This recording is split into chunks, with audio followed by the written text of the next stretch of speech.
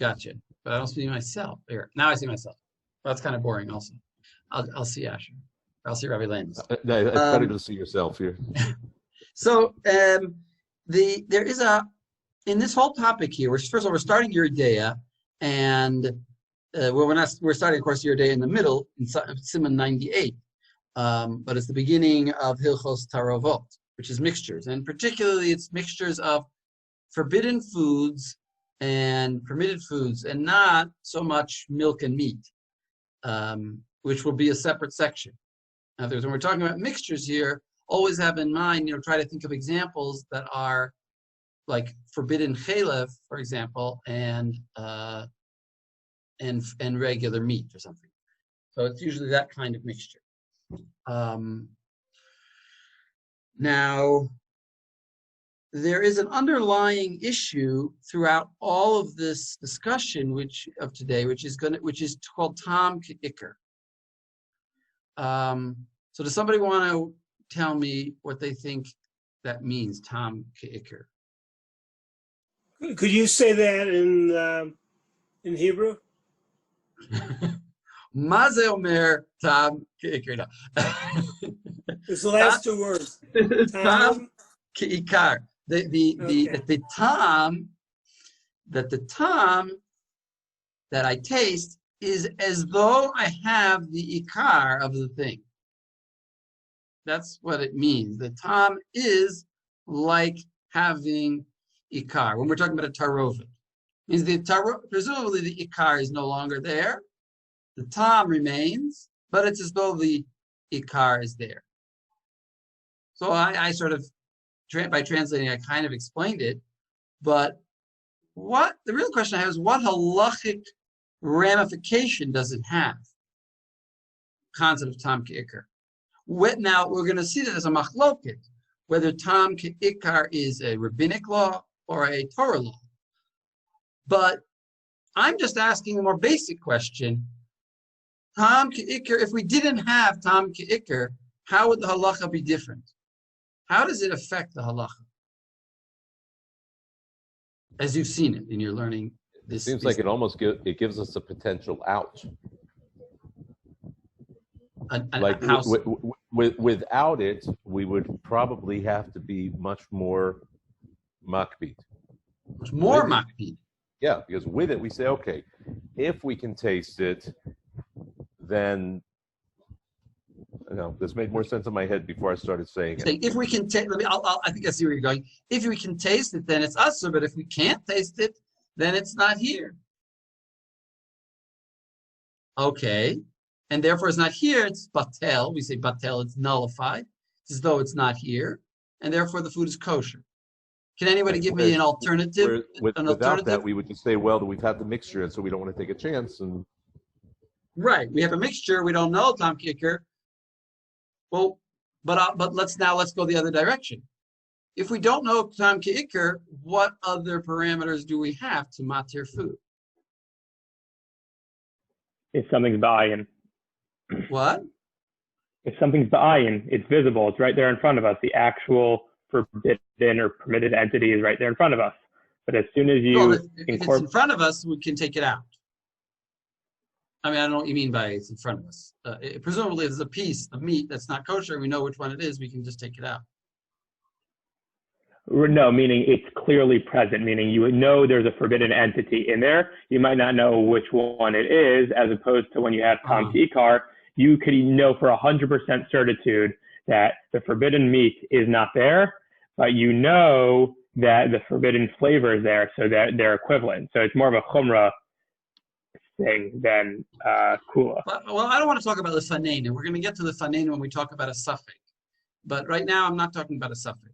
Hey, Joel, maybe you have an idea. But I think I want to just continue Noam's point to some extent and just say that if there Tam Ke'ikar is not, there's no law of Tam Ke'ikar, right? Tam is not the same thing. Then almost all of Tarovot is just gone, right? You don't have to worry, right? Things are mixed together. If you can't see it, right, to take it out, then it's not there essentially, right? There's no ikar anymore.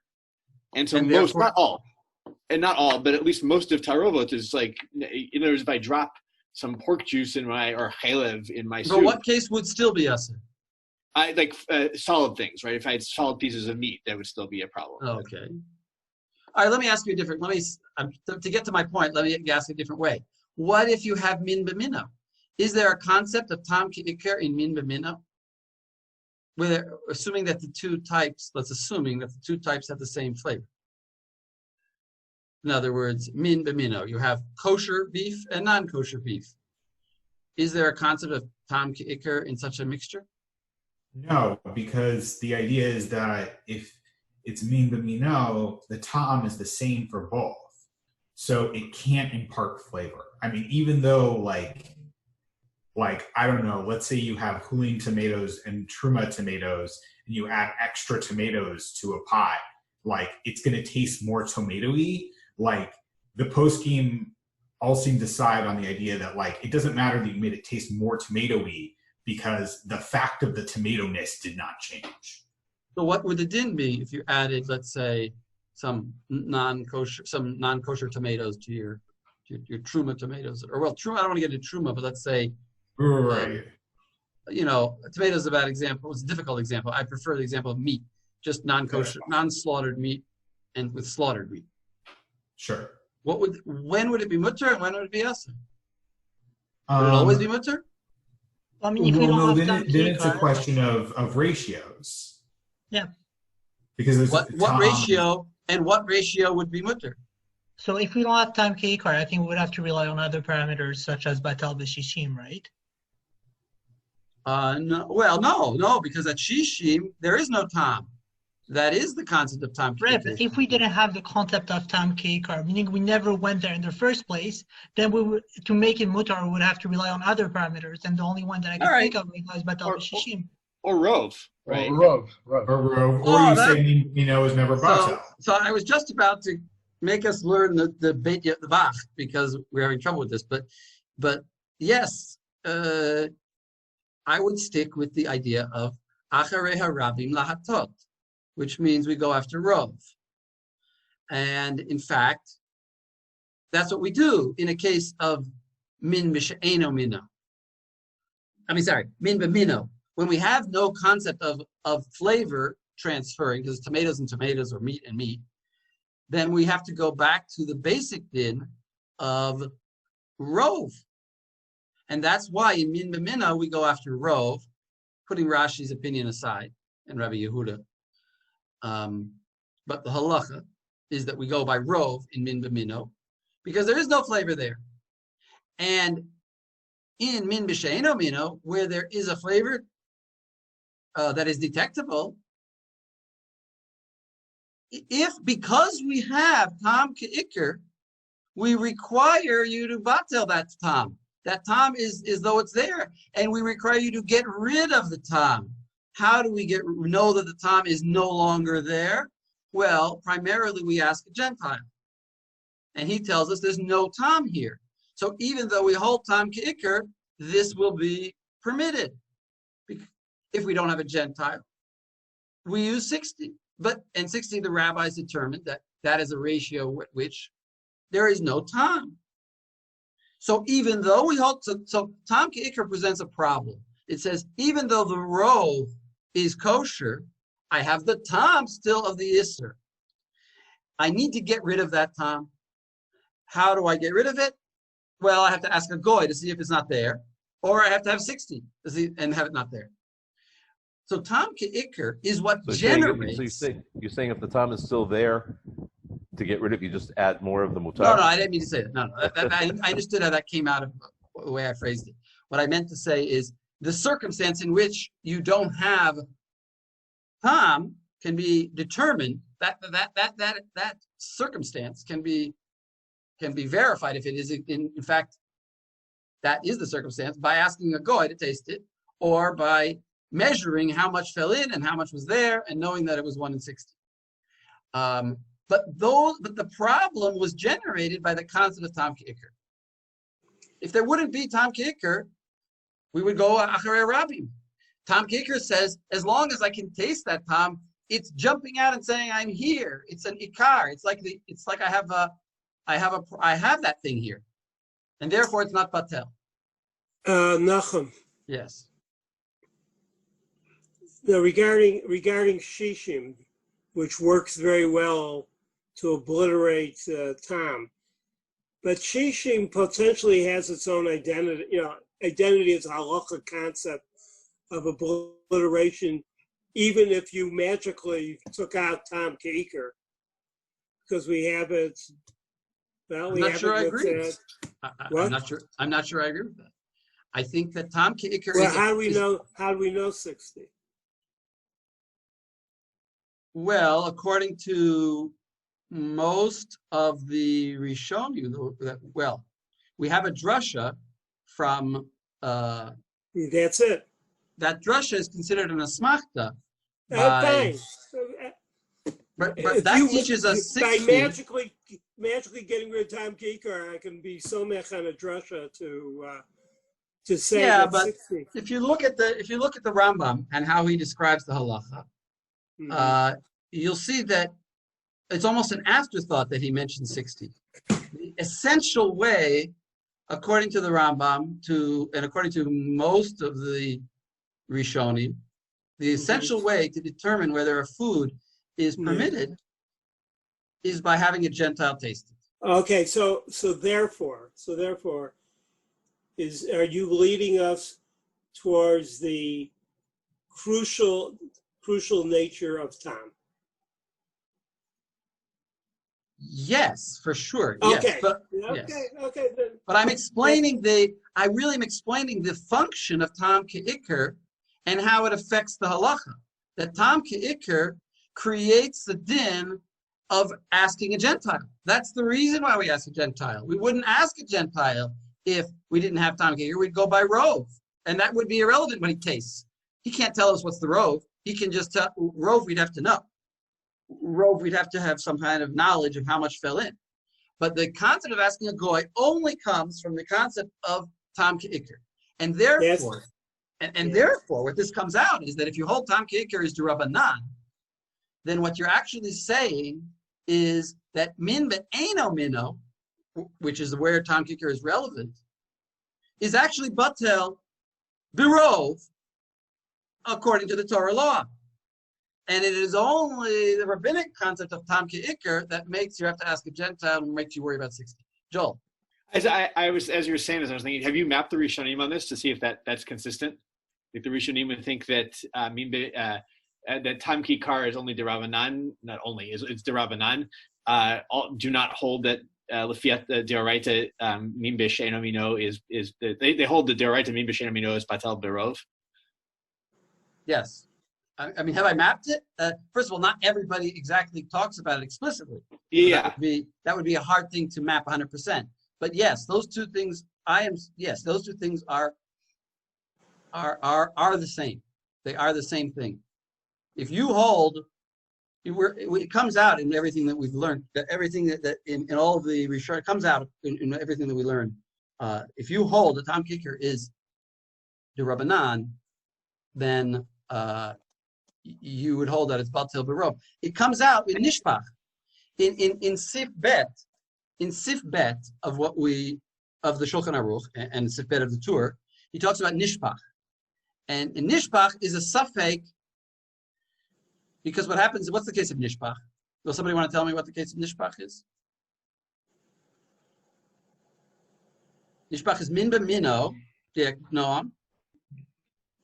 It's min b'mino, and something spills out, it doesn't necessarily need to be literally spills out. Could be someone accidentally tastes it. But the point is, you don't know what the proportions are anymore. Well, what do you know? What do you know for sure? You know that there is some sort of forbidden tarobet going on. No. And what proportion do you know? What proportion do you know? Rove. You know rove. You know you have rove. That's very clear. The Beis Yosef, in fact, is bothered by the word tole. Did you notice that? He's bothered by the word tole in the Tur, because tole seems to say that we assume that you have rove. And that can't be. And I don't think the Tur even meant it. I think he just used the word tole in an imprecise way. But the Beis Yosef is excited about this and says, no. You for sure have to have rove. Once you have rove, you have satisfied the Torah's requirement of bittul. So you don't have 60. So it's a suffix. Maybe you did have 60, maybe you didn't. So it's a suffix derabanan, because it's only the rabbis that required 60. Well, wasn't that for min b'mino, not For min b'ishkin? b'mino. For min b'mino, Right. yes, yeah. For min b'mino, the rabbis. And on that, the Tur and the Shulchan Aruch says, and this is not the case with min b'she'eno mino, where the requirement for 60 is a deraita requirement. Why is it a deraita requirement? Because Tam Kikar. Because Tam Kikar is deraita according to the Tur and the Beis Yosef. And it's deraita. Yeah. So that's why even when you don't have 60, Nishbach isn't going to help if you don't know if you had 60, but Safek deraita. So you see from this that the concept of 60 and the concept of Tam Kikar are the same concept. I mean, 60 is a fill-in for Tom for asking Gentile. That was just to explain where you see this clearly. And in fact, let's learn a little bit Keseder, or maybe not. I don't know. It's interesting to learn this way, to just go through the concept, and because you guys have learned all of this, I assume. So just a quick question. So in the case of a dry mixture, when we don't necessarily have the problem of Tam Kikar, we still rely on Shishim, right? No, that's exactly the point. In dry mixtures, we don't rely. We have a requirement. All right, so it's like this. Dry mixtures, Me'ikar Hadin, are always Batal Barov. But there's a rabbinic requirement to have 60 in Eino Mino, because we're afraid that if you cook them together, now there'll be flavor transferring. If we were to permit the dry mixture of let's say 2 pieces of kosher beef and 1 piece of non-kosher beef, and now you cook, well, that's min b'sheno, that's min b'mino, and a piece of indistinguishable pork, I don't know, somehow you can't tell. So if we would permit it, then you would cook it together, and now all of a sudden everything tastes like pork, and we have Tam Kikar. So the rabbis forbid dry mixtures when they're eino mino for that reason. But that's not really our topic. We're really in liquid mixtures. Okay, so Nachum, there's a real building, there's a real building up of Tam Kikar here. In other words, and it's very hard, but it's very hard in the end not to have Tam Kikar be like the Tur Shulchan Aruch D'Oraita. Once you've built it to such a strong notion, it's very hard to keep it on the Drabanan level. I mean, okay, because I felt almost casually saying that the Tur and the Shulchan Aruch say it's D'Oraita, but it functions so strongly. Yeah, it's in everything we breathe and eat. It becomes a hugely significant factor, Tam Kikar. Of course, even if the Tur and the Shulchan Aruch would paskin it's only the Rabbanan, we would still require 60. I agree, but even the suffix it functions like it either is D'Oraita or it functions like D'Oraita. Yeah, I mean, is that correct? Is that correct? Well, I don't know what you mean by it functions like D'Oraita. Well, if you have to have 60, you have to have 60. But if it would be D'Rabbanan, my point is like this: if it would be D'Rabbanan, then in the case of Nishpach with min b'she'eno mino, if you had min b'she'eno mino and it's spilled out, you don't know if you had 60, and it would be if Tam Kikar would be D'Rabbanan, then I could say, oh, it's a suffix. I know I had robe, and it's a suffix D'Rabbanan. I could be makil. Do they say that?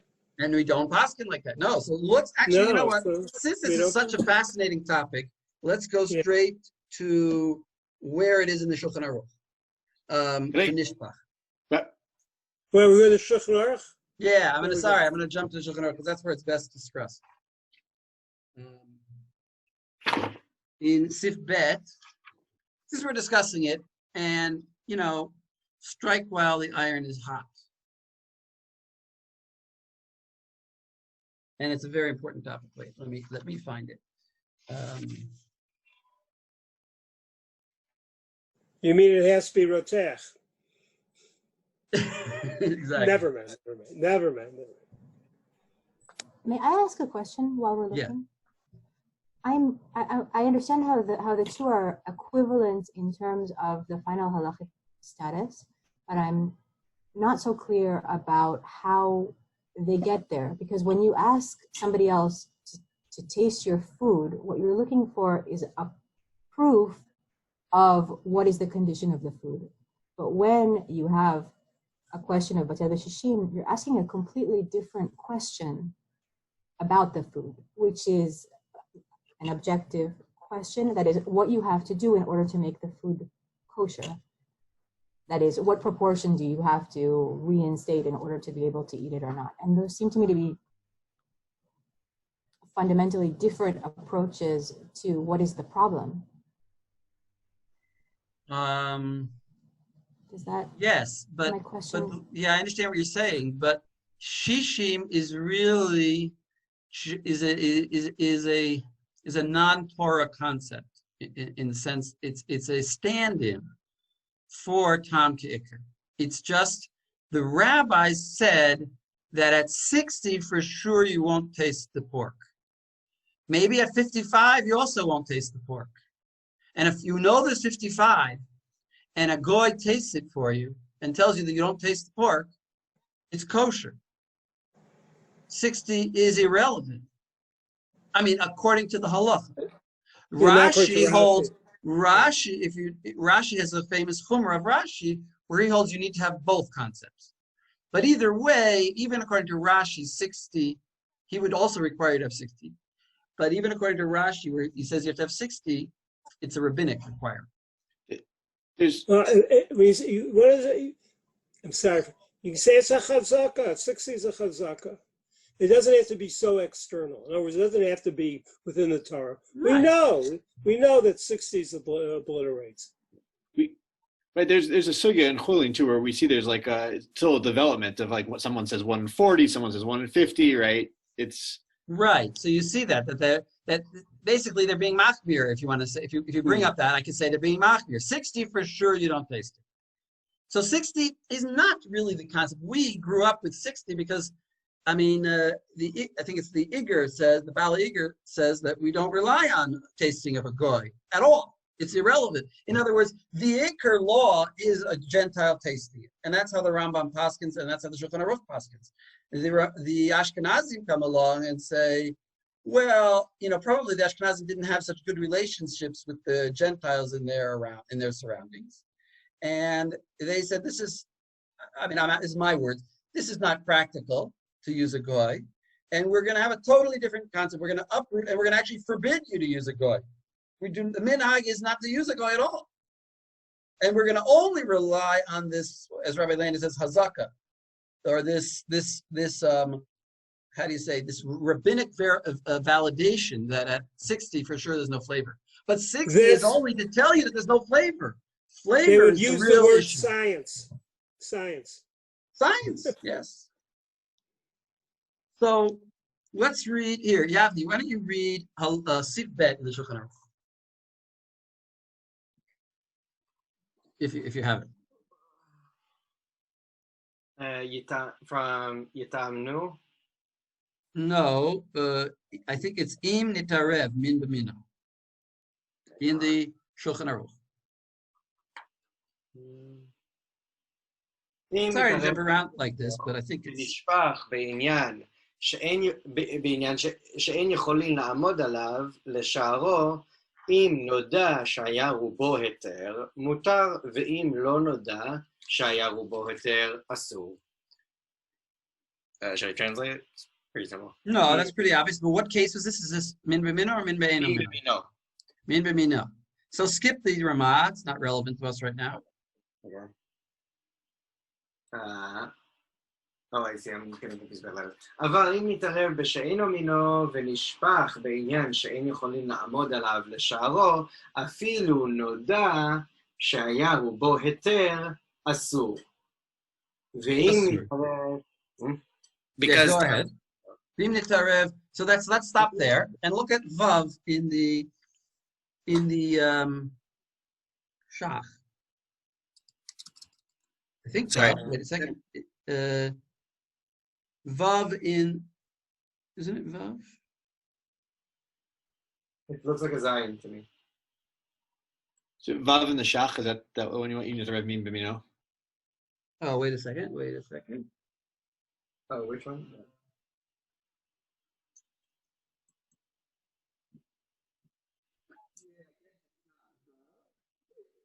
I thought it's, wait, just let me see Vav. Turn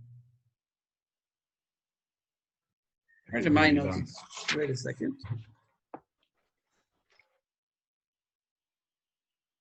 Yeah, Vav. It's very long. But just read the beginning first off. אם יתערב מין במינו. Yeah. גם כתב רבנו תם, וכל הפוסקים העומדים בשיטתו, דקיימה לן טעם כעיקר אסור מדאורייתא. במין בשאינו מינו, דכיוון... So wait, so stop right there. When he says the time, The reason. the reason for what? The reason that why is he talking about it here? It's a little bit in the wrong place. I agree with you. He's really talking about that. He's really contrasting it with. He's contrasting min b'mino with min she'eno mino. But right there, he just told you my main point. Right there, he says the whole reason for this halacha, this sif, he's actually going on the whole sif. That's why it's in the beginning. He's explaining that this sif, the reason for this sif that by min b'she'eno mino we're machmir is because we hold the kaimelan tam ke'ikr asur midoraita. And why is it relevant to this one? Because this is the one where you're uncertain, and therefore, because there's a sefek, it matters whether it's D'Rabbanan or D'Oraita. Right here, it's only the Rabbanan. Right. And therefore... Yeah, so read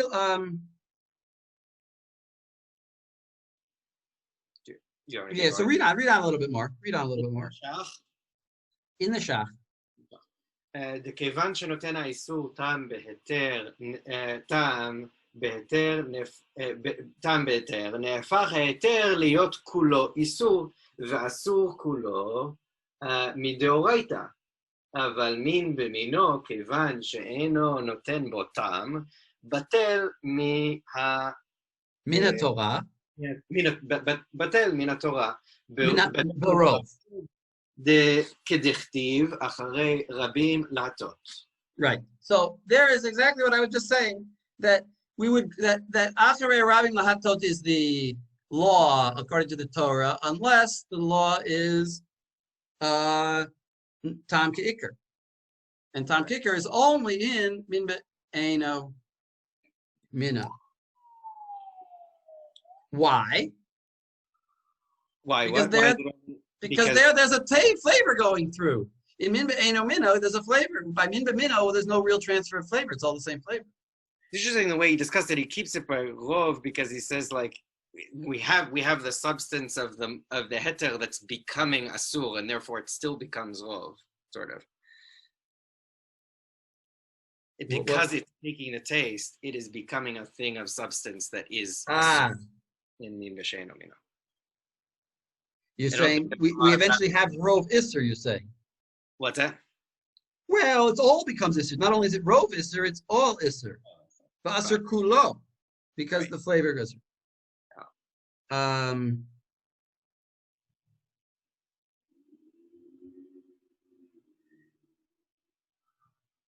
So now, I want to skip a little bit.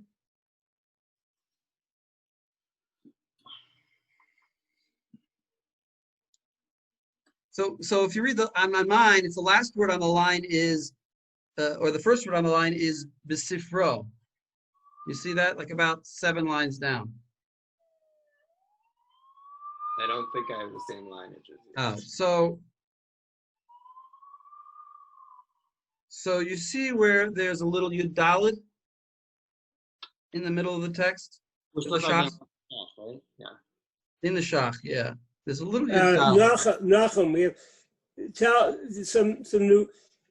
tell us exactly where are we? We're in the Yoreh So site. if you have a text from like the internet, So then search for nafohu. You can search for nafohu, but in my edition, there's like little yud dalid, which is a note of the Gilyon Marshars, I think, and there's yud dalid, that note. That's where I want to start. If someone else finds it first, they're welcome to read it. What are the first 3 or 4 words? Ve'im ken nafochu dakol azlinan batartama.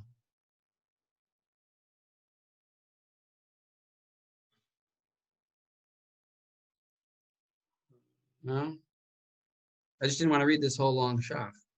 About I found it. okay, it's about 7 lines down from where we were. Dominic, keep going, or did Josh take it? Yeah, keep going. But wait, first wait, before you go, I'll give you a background. He says the whole concept is just what I said, that the flavor transfers, and that's why it is only a law in min b'sheino mino. By min b'mino, there's no flavor transfer, so we're not going to have a problem of Tom Kicker. So he's bothered by why the Shulchan Aruch, by the Ramah, paskins that a cult goes after, everything goes after shame.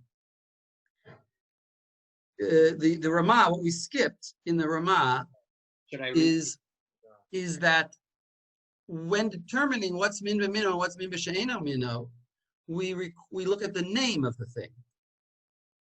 Now, if we look at the name of the thing, then theoretically we could have a case where the names were the same, but the flavors were different, because we only care about the names.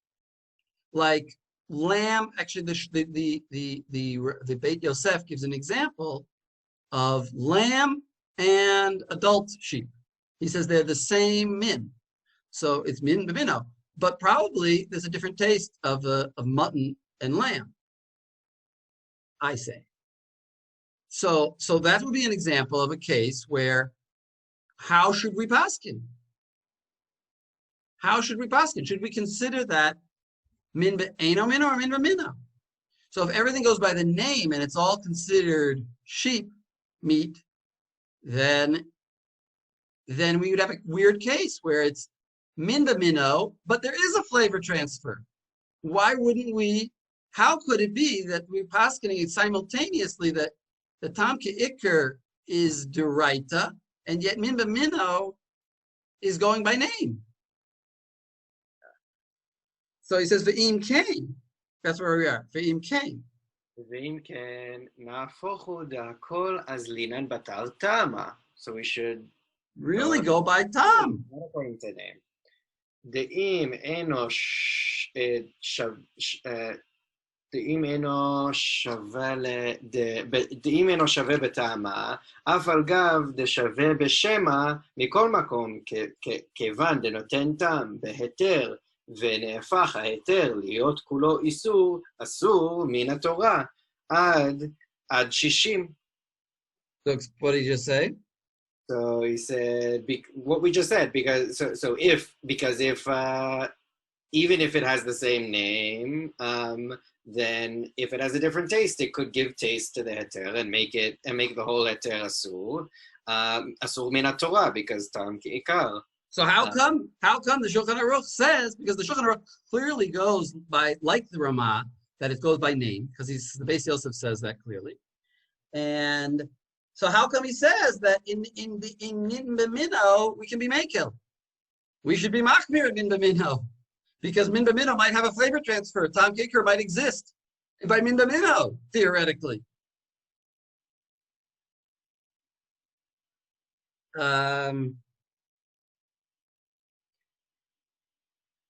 So I don't want to read all of this, but he gives a couple of answers.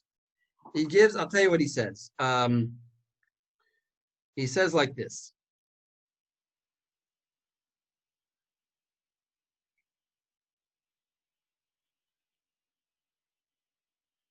He says,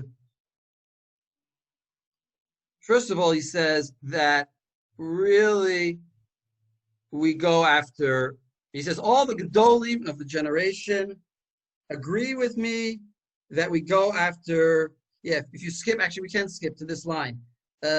Skip down another 7 lines. The Kol HaPoskim, Dahach. You see that? The Kol HaPoskim? Not yet.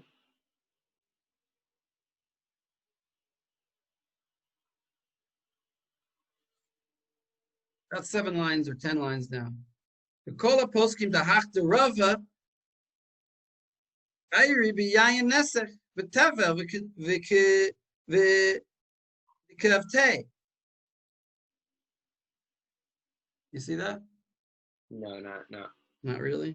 You see in the parentheses it says Lamed Vav Sof Dibra Matchil Chutz.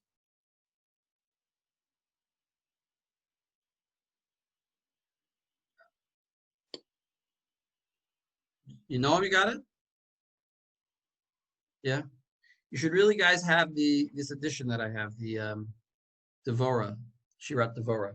It's even if you have a different edition of Shirat Devorah, you'll have the same parentheses. You'll have the same notes. Anyway, he says, Kol HaPoskim Dahach Derava Ayri B'yayin Nesech V'tevel V'ketav Teva. He says the only discussion of going by name was by Yayin Nesech.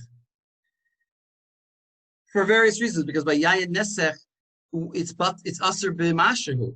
So if we go by name and we say it's the same thing, Min B'mino is Aser B'mashahu, it's actually a Chumrah. But not to be Mekel. V'im Ken, Yesh Lomar Davka B'hanach. Only there do we go by name. Avalola Didan, the Bishar Isuri, V'linyan Nishpach. But not for us, in this case of Nishpach. In Nishpach, you have to go by Tam and not by name. Because the whole concept is Tam Ke'ikr. And when you have Tam, you have different Tam, you have Tam Ke'ikr, and then it'll be Asur D'Oraita. And you can't tell me that if I have a doubt, I can be Mekel. I have an Asur D'Oraita here. And now in parentheses he writes, V'hegiu divrei elu lifnei kama gedolei hador v'eskimu l'divrei.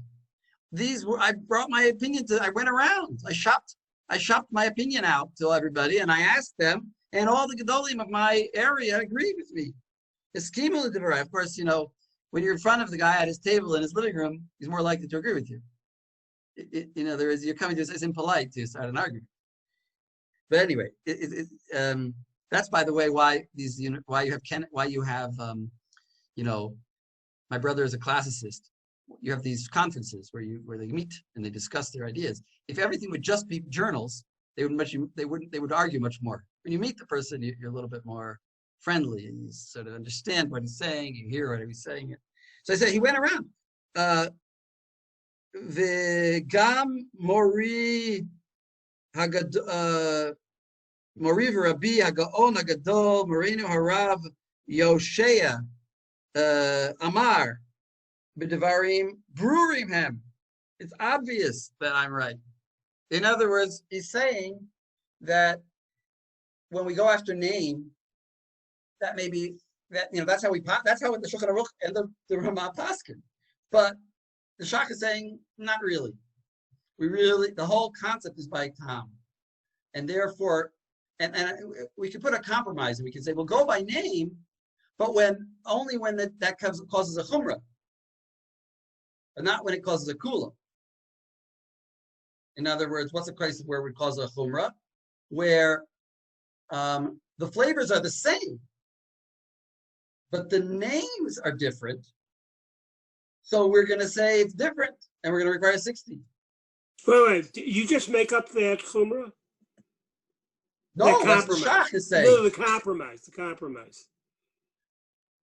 Yes, I just made up the compromise, but okay, I just want to make sure. Okay. Yeah, I made up that compromise. No, you're logically. According to this, well, I didn't 100% make it up. All right, let's go. And there's an amazing Bach. I didn't tell you to prepare it, but it's easy to read. And because the first Bach in the Shulchan, let's go back to the tour. The first Bach in the tour, amazing Bach. And he says the idea also clearly. Just to, here, Noam, why don't you read? First Bach, you were back in the tour. Wait till everyone gets it. SIman Tzadi Chet, the first Bach, Beit Chadash.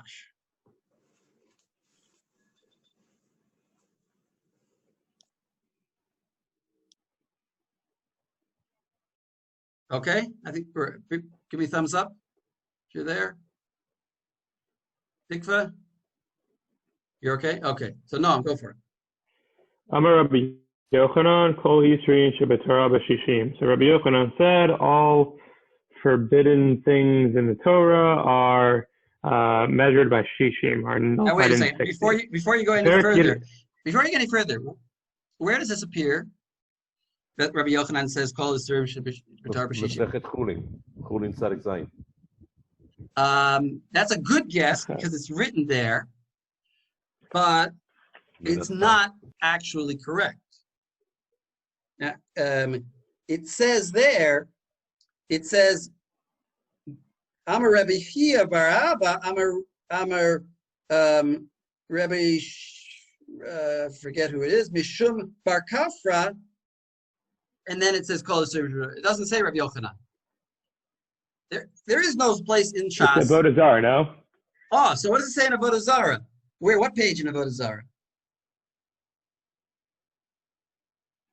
Isn't it's you might say Ayin Gimel Amud Bet. Ayin Gimel Amud Bet in Avodah Zarah. That's what you want to say. And what does it say there? There is Rabbi Yochanan, but what does he say? There is no. First of all, I'm telling you for sure, there is no statement like this. It's a incorrect statement of the tour, unless he's trying to tell you something. But is no such shas. Maybe he has a different girsa. My footnote here, if you look in Chidushei Haga'ot, he says that it's just a girsa problem. But there is no statement like this in Rabbi Yochanan. But what does it say in Avodah Zarah? In Avodah Zarah, Ayin Gimel Amud Bet, it says, Kol Isurim Shebetorah Batel Benoten Tam. That's what Rabbi Yochanan said. So what did the tour do? Either intentionally or accidentally or a Freudian slip, he changed Noten Tam to Shishim. And this goes back to what we started by talking about, that Noten Tam, that Shishim is a stand-in for Noten Tam. They're the same thing, but it's a stand-in. It's a stand-in for the Iker Din, and the tour is already putting in that stand-in. He's changing Rabbi Yochanan to be the way the halacha is going to be, and not the way the Ashkenazi halacha is going to be.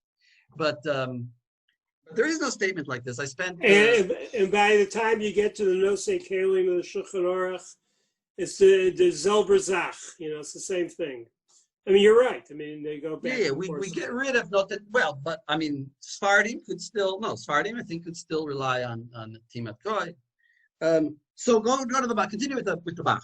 That was just a point on the tour, but it's worth remembering because it's showing you that Shishim has become a sort of I think it's maybe almost a Freudian slip.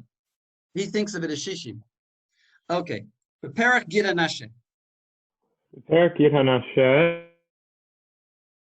Umawar Lashem Zilamduha Mizra B'Shelah Lasham Zilamduha Mizra B'Shelah. So, and this is all explained in Perach Gid Hanashe that we learn this Shishim number from Zra Mishelah, the cooked arm, the foreleg of the Nazir sacrifice.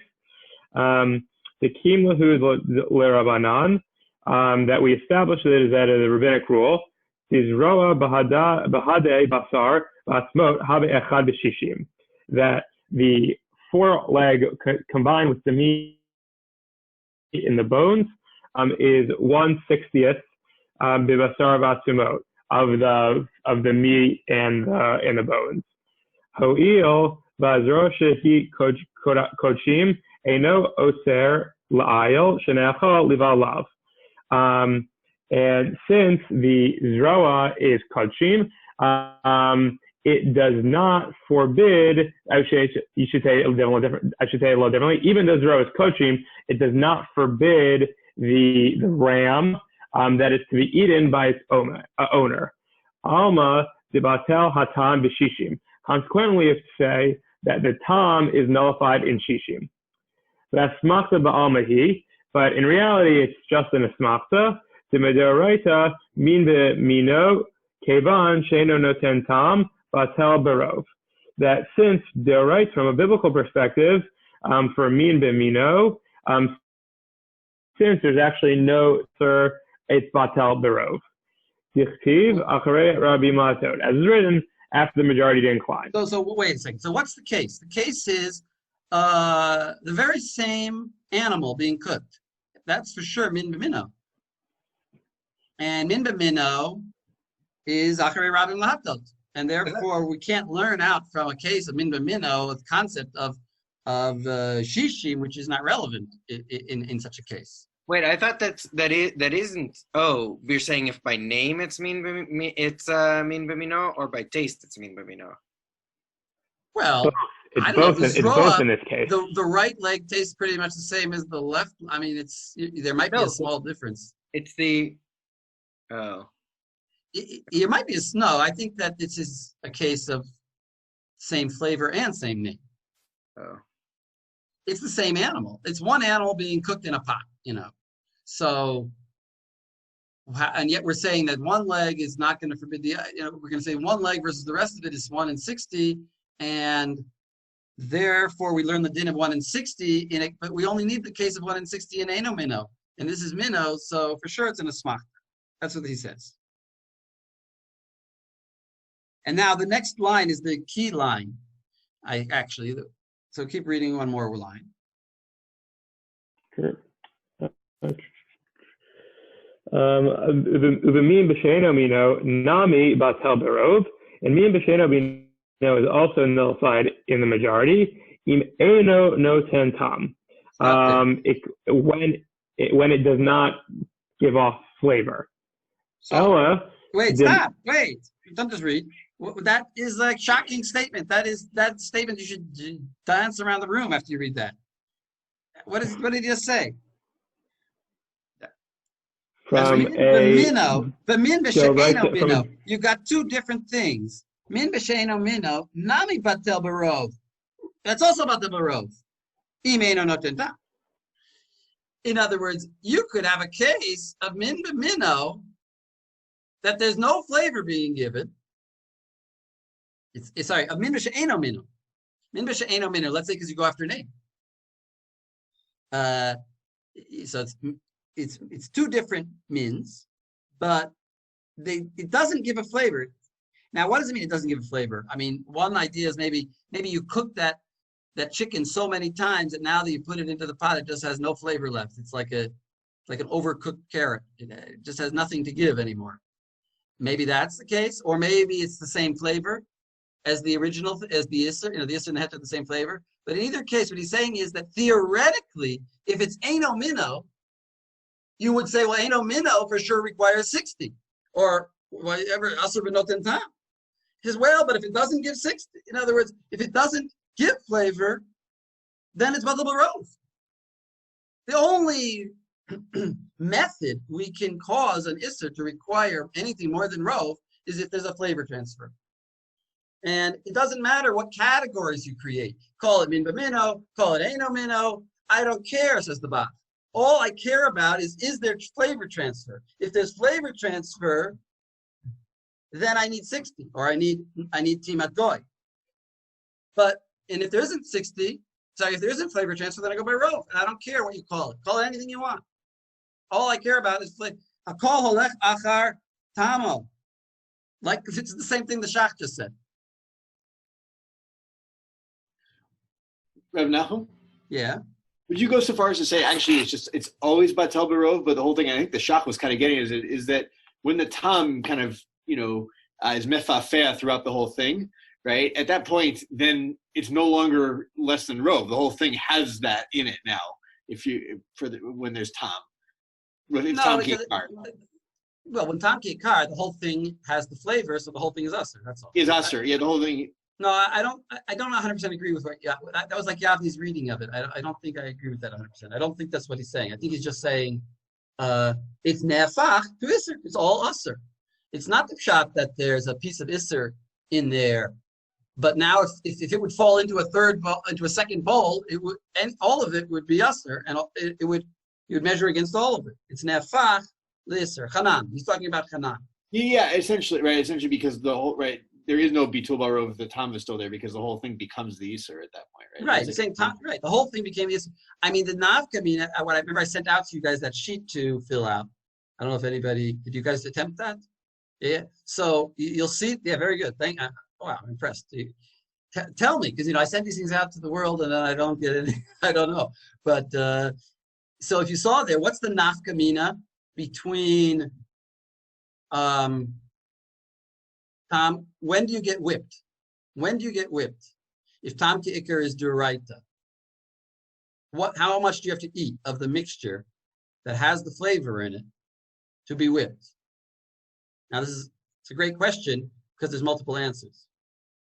Again, if I'll say it like this again, if you have, let's take a case. You have your beef stew, and into it falls chalev, forbidden fat, and now it's detectable. The guy tells you, yes, I taste the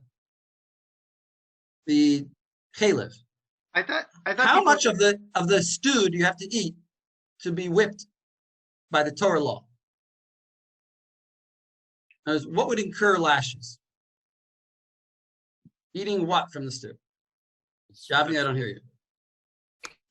a serving, right? What? A serving. What was it? Like the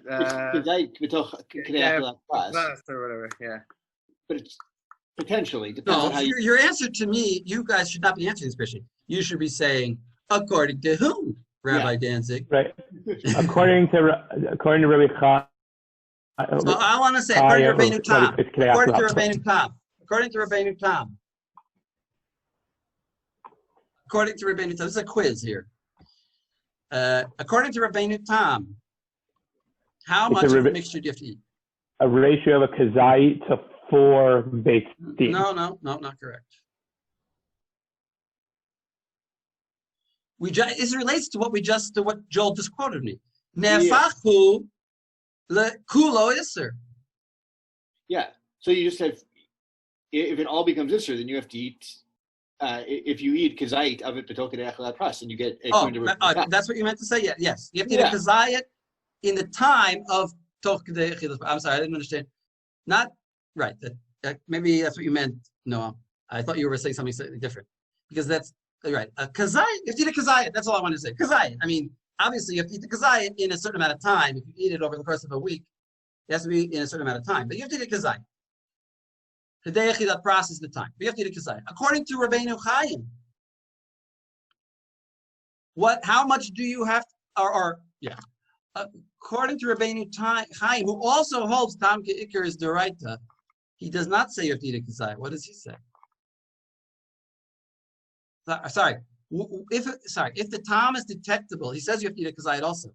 But he does not give you lashes simply because the Tam is there.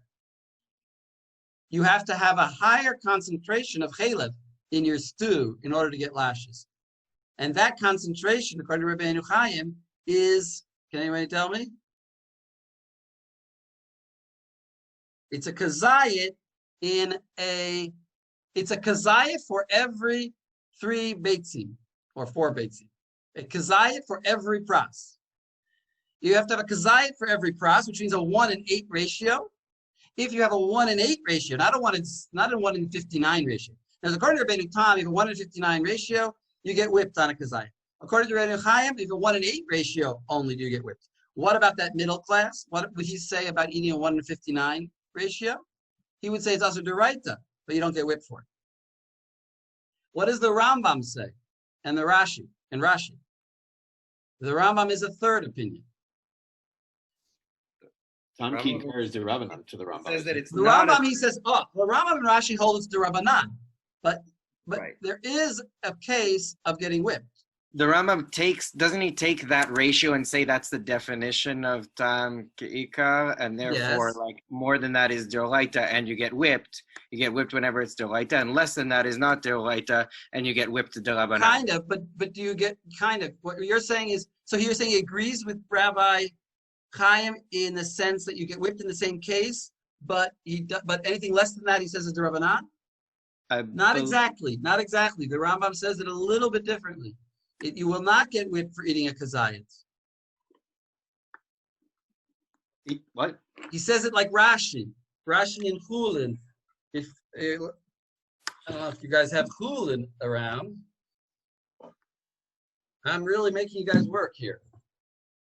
Nobody can fall asleep. I don't want. I'm not trying to lose everybody. I don't want to lose anybody, but I'm trying to learn it in a comparative way. Wait, is it Rashi in Chulin? Now I have to remember. Is it Rashi in Chulin, or is it Rashi in Avodah Zarah? I think it's Rashi in Avodah Zarah. Yeah, it's Rashi in Avodah Zarah. Sorry, it's Rashi in Avodah Zarah, which is the same. He says it clearer than the Rambam. We could get the Rambam out, but I happen to have Gemara's in front of me. If you look in Samech Zayin Amud Aleph in Avodah Zarah. Now, we learned this with Joel. Samach Zayin Amud Aleph. Give me a thumbs up if you're there. Okay. Tikva, you there? You'll be there in a minute? Yeah, I'll be there in a second. So Samach Zayin Amud Aleph. The Rashi is the last Rashi on the page. It's a 10-line Rashi, 20-line Rashi. And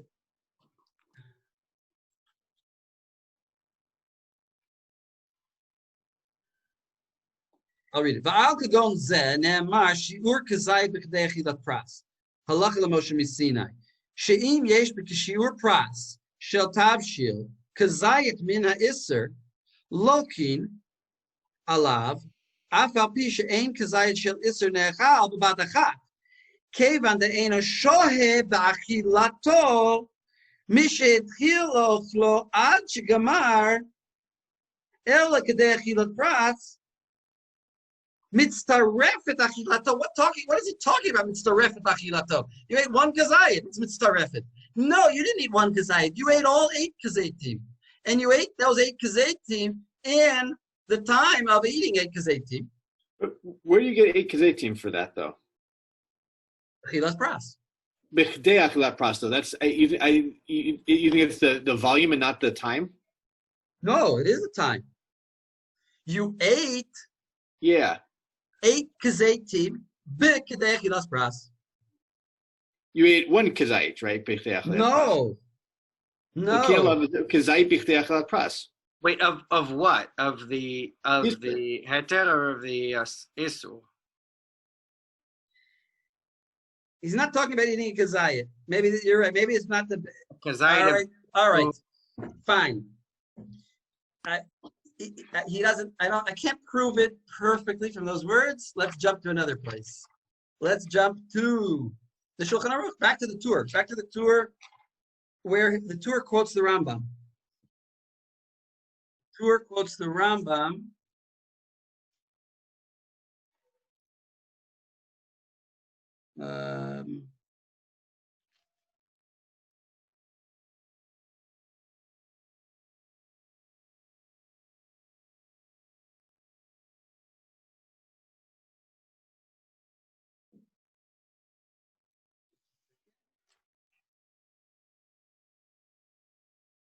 Yeah. So look in the tour. I don't know what page number to tell you, but the tour in Sitbet.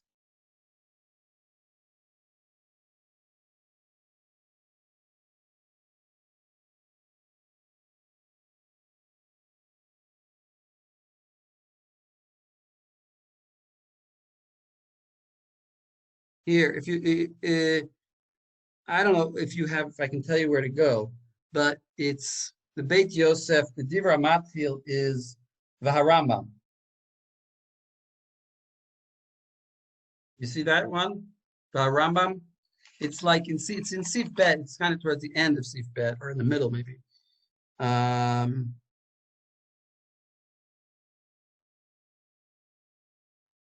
Give me a thumbs up if you found it. Rambam.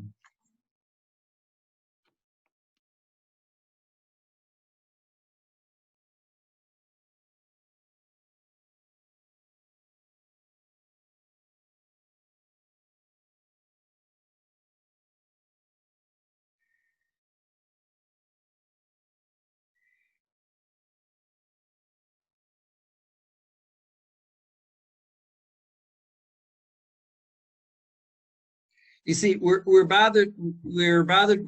investigating this Gemara in Avodah Zarah Samach Zayin, which is a Kol Shetamo Mamasho Asur Velokin Ela Bezo Kazayis B'Kadei Achilas Pras. That's the Gemara. That what's the definition of Tamo Mamasho? That's Kazayit B'Kadei Achilas Pras. By the Rambam. Yeah, and by Rashi. See, Rashi, I'll tell you like this. Before we get into it, Rashi and the Rambam both hold what? Tam Ki'ikr is the Rabbanan. So how could you ever be whipped according to the Torah just because of Tam? Eating a kazayit of a mixture could go by rov, mina Torah. If you have a kazayit, but it's a mixture, so most of that zayit is heter. And we go by rov. So how would you get whipped for eating a kazayit? What is Rashi? So Rashi and the Rambam hold us the Rabbanan. The only way you can get whipped is if you actually ate a kazayit of Isser. Now you have to eat that kazayit of Isser in the allotted time, which is a Kedei Achilas Pras. Now, you can't possibly eat a pras faster than Kedei Achilas Pras. In other words, if you do, that's called Achilat Gasa. Called not normal eating, and you're not chayiv. If you shove food down your throat, if you eat, then that's called achilat gasa, and it's not called eating, and you wouldn't be chayiv either. You have to eat exactly, at minimum, a zayat of the actual isser in the time it takes to eat whatever food you're eating. So if the ratio that you have is 1 zayit in 8, 1 in 8 ratio, then you would have to eat, or let's take a simple example. Let's say it's 1 in 4 ratio. You would have to eat those 5 kazetim, 1 versus 4. You have to eat those 5 kazetim in the time in no more than the time it takes to eat 8 kazetim. And why would you have to eat? Just a second, and why would you have to eat all 5 of them? In order to ingest a full zayit of Isser. If you don't ingest a full zayit of Isser, you didn't do an Isser. You have to ingest a full, you did an Isser, you just don't get whipped for it. You don't get whipping unless you eat a whole zayit. So that's what Rashi is saying over there. Rashi is saying, you need to have a minimum, the least concentrated mixture you could possibly have is 1 in 8. And then you'll eat that entire 8 in the normal time to eat 8. And by doing so, you'll have eaten 1 zayit of Isser. Because he doesn't hold Tam Ke'ikr Deraita. He holds the Rabbanan. And therefore, it's not enough that I have the flavor in all 8 kazetim. I need the actual substance. And that's what Rashi means, that you have to eat 8 kazetim. That's why he says mitzaref. Each zayit is mitzaref to each other so that you get, so each partial zayit of Isser from each of those zaytim are mitzarfim together so that you get a full zayit of Isser in the right time, in the minimum time, which is Kedei Achilas Pras. If you eat 1 kazayit in Kedei Achilas Pras, that's also called eating in a normal way. That's the maximum time you're allowed to eat 1 zayit.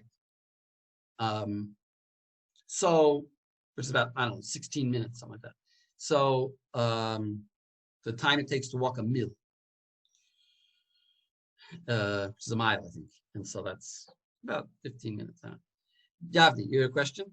Yeah, but this seems to contradict the claim from the beginning of the class that then if you hold that Tam Ki'ikar is Derabanan, then Min B'She'eno Mino is Batel Berov Deoraita.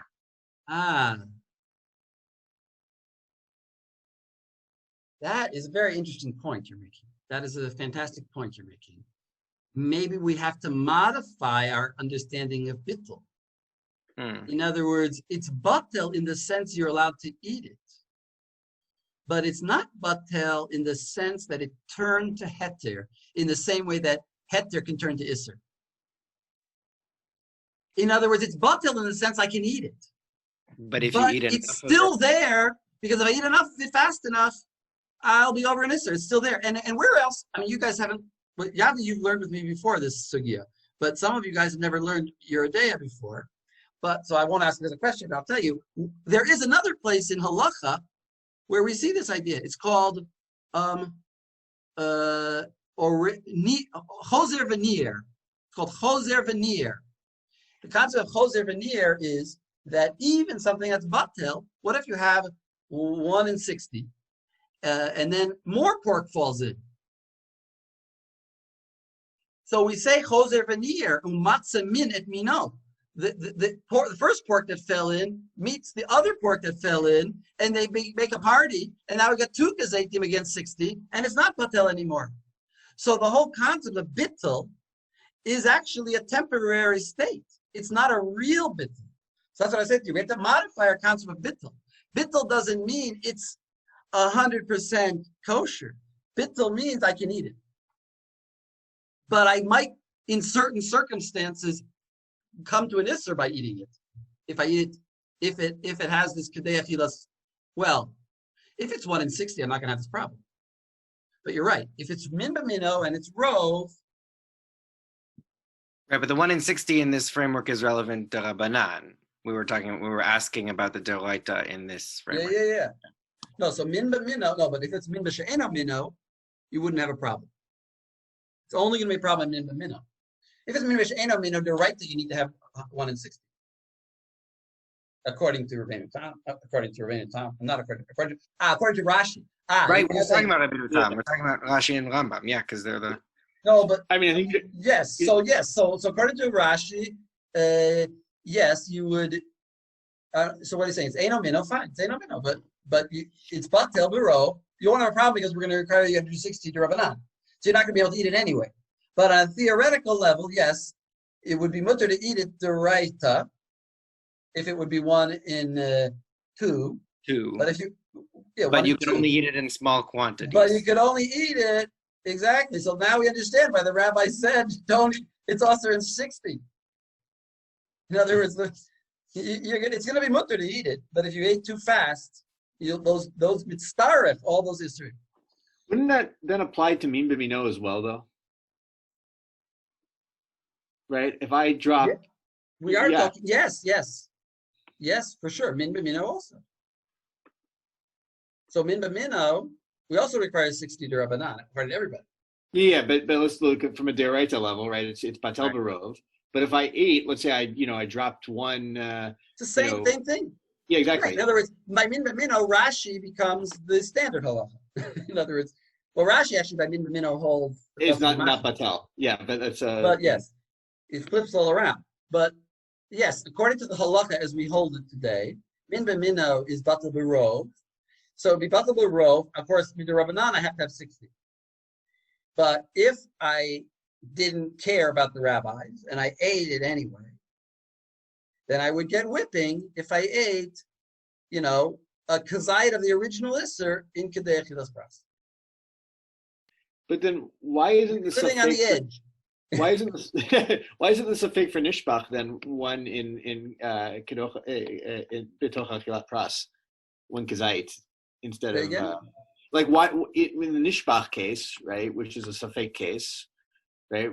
We say right safek d'oraita l'chumra, right? If I'm gonna be loked d'oraita for it, wouldn't I want not rove, but I'd want to know that it was less than 1 in 8?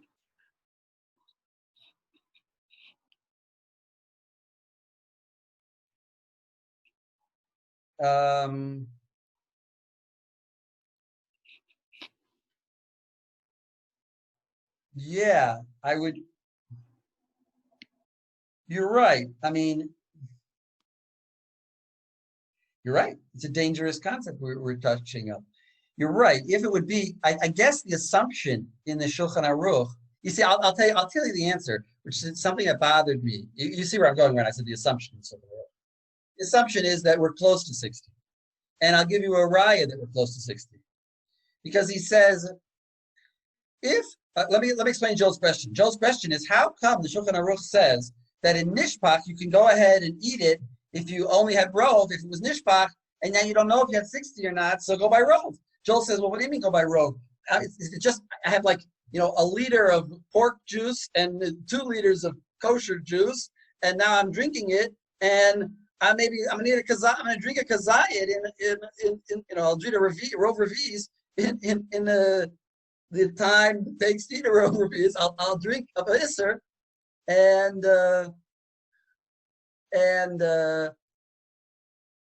I'll be getting whipping from the Torah. Why would the rabbis permit that in Nishpach? Don't talk to me about Nishpach. A rabbi should say, no, don't do it. So the answer is that you have to legitimately think that there could have been a chance that you had 60 there. If you know for sure that you had a rov, but you know for sure you didn't have 60, that's not what we're talking about. If you know for sure you didn't have 60, then it's no suffix. You know you didn't have 60. I don't care this nishpach. Rov is not going to help me then. Rov is only going to help. And this is not said anywhere in the Shulchan Aruch, but it's obvious. It's the 5th section of the Shulchan Aruch, common sense. That you have to have legitimately be able to say, yeah, there might have been 60 there. And now it's nishpach. I can't be sure there was 60, but I think there was 60. But I know for sure there was rov. That will let you eat. Well, it's unlikely in that case that you're going to have a concentration of 1 in 8. I think that says something similar. It says that I'm looking from the Marach al Shulchan, so it's like it's not as long. But Al kem makam sheyesh safek egon kash nishpach az linan lekula ve'amrinan shaya 60. So we go lekula and we say that it was 60. We say there was 60, but I'm adding, and we have to have in good conscience be able to say that really there was 60. There probably was 60, or there may very well have been 60. If we're sure that there wasn't 60, then for sure not. We have to be able to toll it. We have to be able. Maybe that's the lashon of the. I mean, toll usually doesn't mean that, but maybe he means we have to be able to really, in good faith, say that there was 60 there. Yeah. I was wondering about that. Why? Because that's sort of what I assumed. But then, why does it explicitly say that it is known that it's not a majority? Because that should be. Why should you even have to say that if it's questionable whether it's 1 in 60? It's just, you're right. I mean, I hear your point. Why you should have said it my way. You should have said it like there should be a reasonable presumption that there was 60 there. You can't just be told that. You can't just say that there was 60. You have to. So, yeah. I mean, I'm giving you a reading. I'm answering your question. I agree with you. It's not perfect. He should have said it a little bit better, according to me. But for sure, the halacha comes out, like Joel's pointing out, that if you have a ratio of 1 in 8, and you start drinking it or eating it, yeah, you're going to get whipping, even though it's permitted. Even though it's permitted. That's why most people follow 60, no matter, even in Nishpach, right? The common Jew wouldn't like to hear that you can go by rov. It might be worth adding too, probably the majority of cases where you have an accidental mixture, we're not even adding kazait of the Isser, right? You're probably just dropping a little bit in. Right, I mean, who's got in their house, by the way, right, who's got in their house piles of pork that they're falling into their food? It's probably small amounts. Unless you have a roommate, but by the way, this whole halacha does not apply to milk and meat. Milk and meat, if you have tam, I mean, in nishpach of milk and meat, you had rov meat, but some milk, you're not sure if you had 60. What would the din be?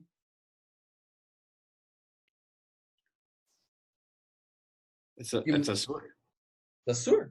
Yeah. In other words, milk and meat, which is a much more common case, some milk fell in. and then the pot spilled over, and you don't know how much milk, you don't know how much originally was there. You know a cup of milk filled in, but you don't know how much soup I had, how much chicken soup there was. Maybe there was 60 cups, maybe it was only 50 cups. So can you say, well, I have rove? So for sure not. It's a suffix deraita. It's a suffix. If there was 60, then if you have a suffix of whether there was 60 and there's no rove to go, then that 60 is a deraita requirement. So in the normal case in the kitchen where it's milk and meat, this is not coming up. In other words, this whole case of nishpach. This nishpach is only a case of vin b'mino, kosher and not kosher, which is a hard case to come by. And I had to say it's kosher beef and not kosher beef. I mean, it isn't such a hard case. Where does it come up? It comes up when you went to the butcher and you bought meat, and then you brought it home, and then it turns out that the butcher, and you started cooking with some pieces. You threw one of that piece into your soup, and the butcher calls you up and said, "Oh, I gave you the meat from the treifa animal." I mean, it doesn't happen, but in other words, sometimes in a butcher shop, by mistake, they sell treifa meat, or not by mistake, and then you find in the community that happened. There was a case in Muncie where what do? You tell the whole community that all their food is not kosher. It was a case a couple of years ago because there was this guy who was like selling non-kosher meat in Muncie as kosher. So it could come up. All right. We're a little bit, let's take a break. Let's take a break for 5 minutes and we'll come back and we'll go to the Shulchan Aruch. Okay. So we're gonna, that was a little bit, that was a great discussion we had. And I think it was really worthwhile, even though we didn't go through the Seder of the tour and the Beit Yosef the way we could have. I actually have prepared 23 questions on the tour of the Beit Yosef to go over, which I didn't do any of. Which we did. We did them inter alia. As we did everything else, we did them. We did some of them. But now we're going to just go straight to the Shulchan Aruch. Hilchot Tarovet, Tzadichet. Could you send us those questions for our review? Yes. Thank you. Yes. I have it written in pencil, and I have it without the answers. But I have all the answers marked on my, the citations. I can give you. You want with the answers? I meant without the answers, but with the answers, I guess is good too. I'll give you. I can certainly send you very easily about the questions, and then you'll see how bad. I'll see if you like my handwriting. You'll see if you like my handwriting, and then I'll work on writing it up. I also wrote my own Marechet HaShulchan, which of course is much better than the Marechet HaShulchan. Marechet HaShulchan, if you don't know, is a great book which basically summarizes the Shach and the Taz. So I wrote my own summaries without looking at the Marechet HaShulchan, but then I looked at it and I think mine is better. Of course. Why would I do it if it wouldn't be better? Would you mind sending us that as well? That I'll definitely send you. Awesome. Okay. Isn't that? I just always wanted to ask. Isn't that also what the Be'er HaTev does? And the Be'er HaTev is printed on the standard daf, right? Well, the Be'er HaTev the Be'er HaTev is the commentary on the Shulchan Aruch that a Balabayit would read before the Mishnah Berurah existed, and he brings the relevant shachs and tazes. Yes, it is. Yes, the Be'er HaTev is great. It's much shorter, but in my Marechet HaShulchan is like the Marechet HaShulchan because it's I go sif katan by sif katan. In other words, it's written the way that the Shulchan Aruch is, as opposed to the Be'er Halacha is just, and that's what the Shach says this and the Taz says this. It's just a free flowing. All right, so let's read the Shulchan Aruch. Masha, you want to read? Shulchan Aruch, SIman Tzadichet, the very beginning.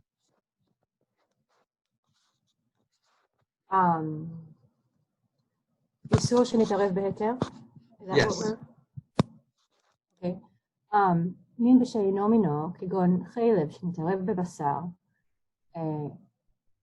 טעמיו, עובד כוכבים, ואם אומר שאין... יתאמנו עובד כוכבים, ואם אומר שאין בו טעם חלב, או שאומר שיש בו טעם, אלא שהוא פגום, מותר. והוא שלא יהיה סופו להשביח, וצריך שלא ידע שסומכין עליו, ואם אין שם עובד כוכבים לתואמו, משערים ב-60. Stop. Okay. So there's that last line there. First of all, it says, first of all, you read it very correctly that it's chalev because it makes more sense that it's chalev and not chalav because we were talking about isurim and not milk and meat. So that was correct. And notice that what is the essential way of determining whether the food is kosher or not? The tasting by a non-Jew. Right. And if there's only, in what case? If there's no goy there, litomo, misharin b'shishim. Then we use 60. So you see clearly the Shulchan Aruch has not gone away from using Gentile. And then what was mentioned about pagum?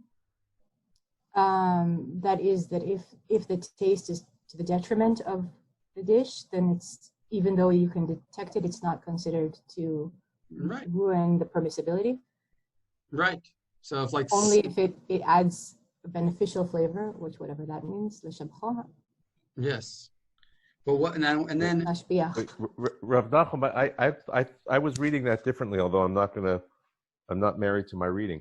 I thought it was saying that if the taste of the chalev itself is pagum, if there's something about the chalev that's pagum, then it's basically taking away from the overall taste, in which case it's I know from your reading is well considered.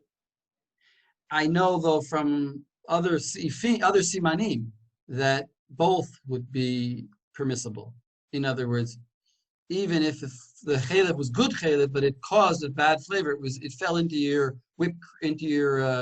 I don't know, your apple pie, and well, apple pie could be good with chalev, but whatever, it fell into something that it was bad to be in, then that could also be permitted. I know that but from this, you're right. From this, your reading is correct. But it's our way is is more inclusive. Inclusive, right?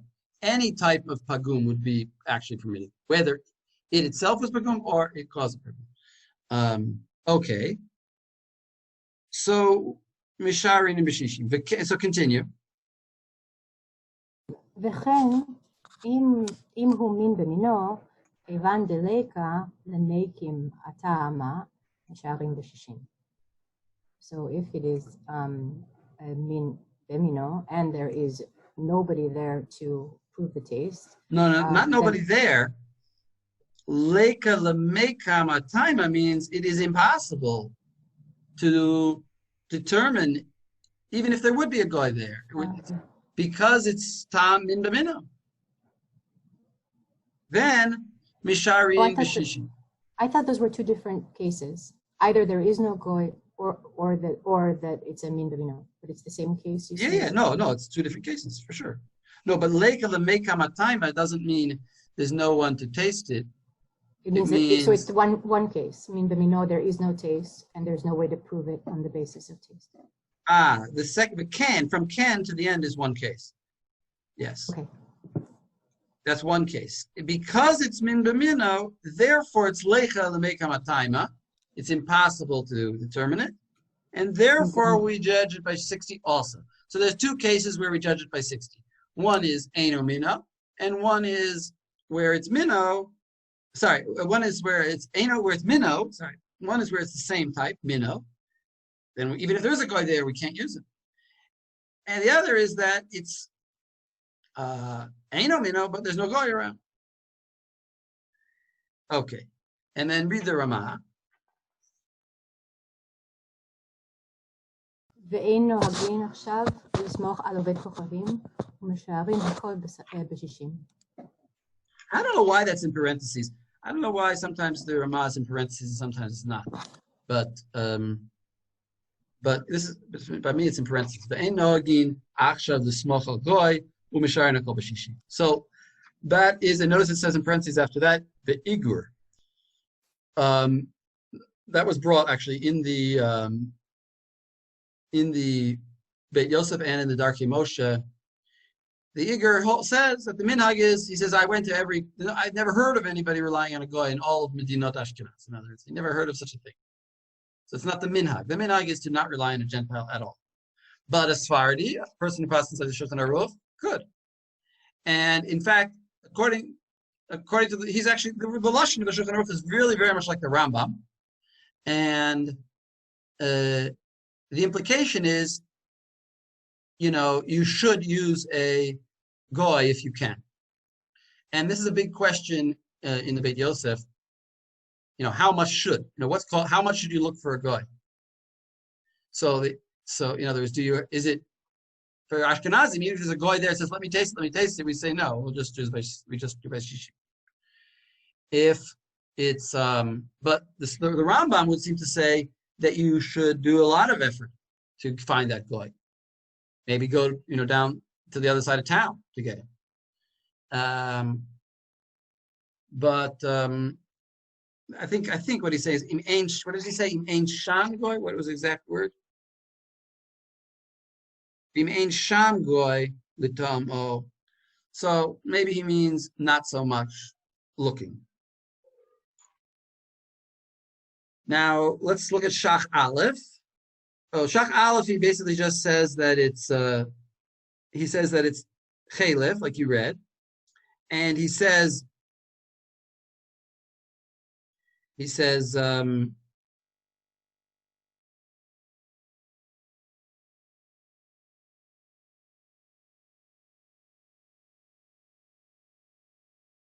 why doesn't this consider min b'mina? A lot of times meat that's fatty, the Gemara talks about meat that's fatty and chalev being the same min, because the fatty meat tastes like, Yavni says it's parentheses because it's disagreeing or clarifying. I'm not sure if that's true. I don't know if there's any consistent rule like that, because he generally disagrees, and sometimes, you're right, sometimes he's clarifying, sometimes he doesn't, he's just adding. But here he's presumably disagreeing. I don't think, you're speculating. So anyway, normally fat meat is sometimes considered the same as shaman, and the Tzach is wondering why this is it should be min b'mina. Why is min b'eino mina? It all has the same flavor. Fat and fatty meat can have the same flavor. So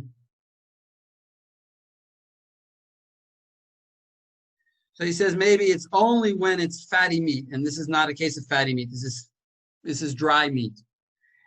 But we could give a different answer. Can anybody give a different answer for the shach? Why this is considered min b'eino mina, even though it maybe has the same flavor?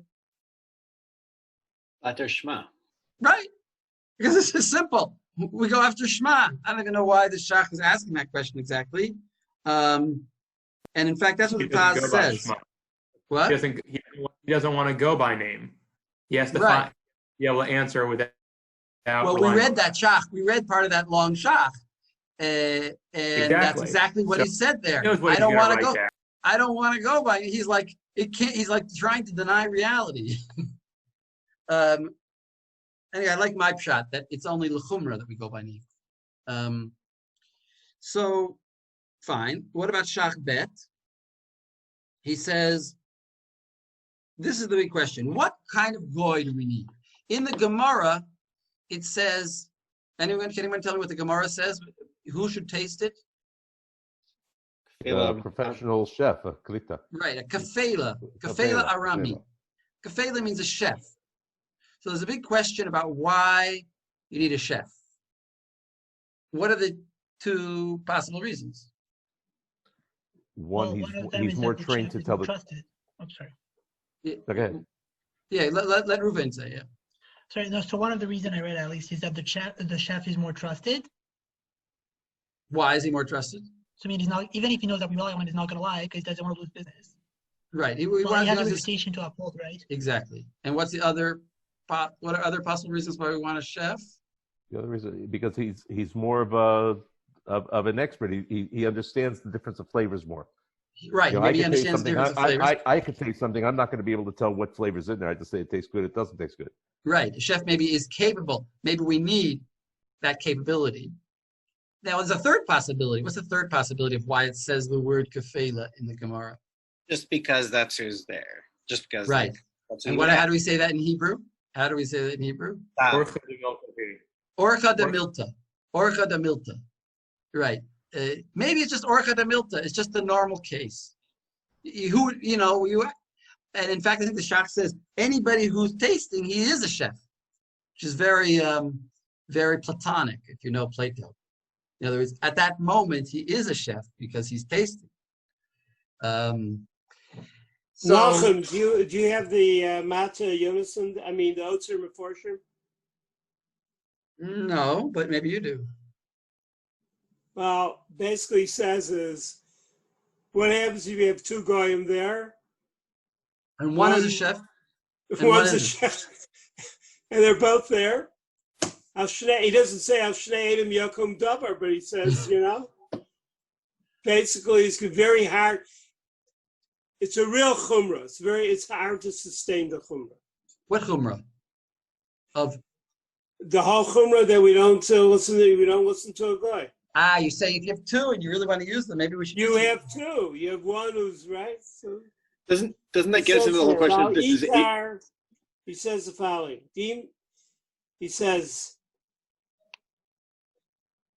he just says in terms of logic, behind the Yutameno Lishnei of the Chachavim, Lekafela Shalo Yeh Mesiach Pitumo, Begam Ovei Kachavim, Kafela Achar Mesiach Pitumo, was Yeh Yotze Kol Deus. You get both sides. Well, I have a question. What is the Mesiach Lefi Tumo? What is it normally? What is it here? This requires some bikiut, some knowledge of that term. What does that term normally mean, and what does it mean here?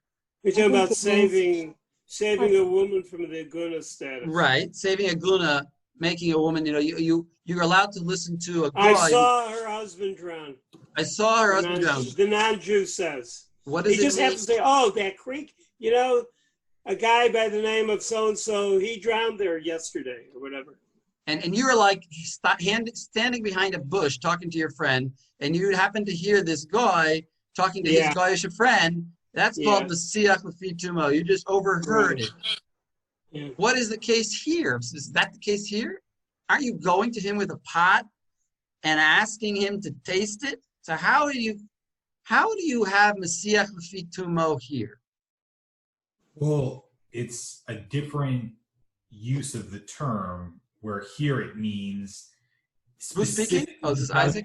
That the information that you're giving him is being used to determine, or that he's giving you is being used to determine an issue of Isur or Heter. Right. So what Isaac said is, it's not the normal meaning of Mesiach Lefi Tumo. It means here he knows you're asking him that question. He just doesn't know that it's relevant to whether you can eat this food or not. He doesn't know that if it tastes. He doesn't know that Jews don't eat pork. You just ask him, "Can you taste pork in this?" And he says, "Oh, no, I can't taste any pork in that." And he says, "Oh, thank you." And then you go home and say, "Oh, it's kosher." But he didn't know that you were relying on him for a matter of Isser and Heter. Yeah, which is why the Dr. Moshe says you should never use a goy, because he's like, all the goyim know what we're doing when we do this, whether or not they specifically know. We can't get Mesiach Lefi Tumo. Yeah, it's impossible. But the Rambam doesn't actually say that he's Mesiach Lefi Tumo. And the Shulchan Aruch, did he say he's Mesiach Lefi Tumo?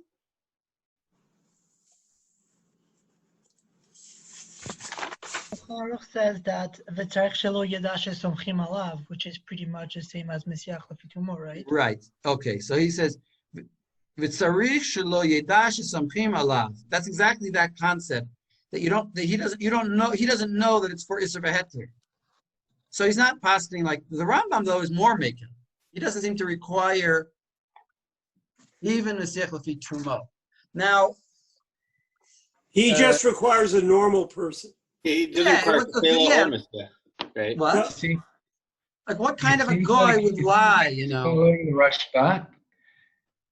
Right, it seems like he's following the Rashba, and in the Torah, the Rashba had two cases. Either it's Uman, either it's a Kfela, and then you don't need Mesiach Lefitumah, or it's just a normal non-Jew, and then you do need Mesiach Lefitumah.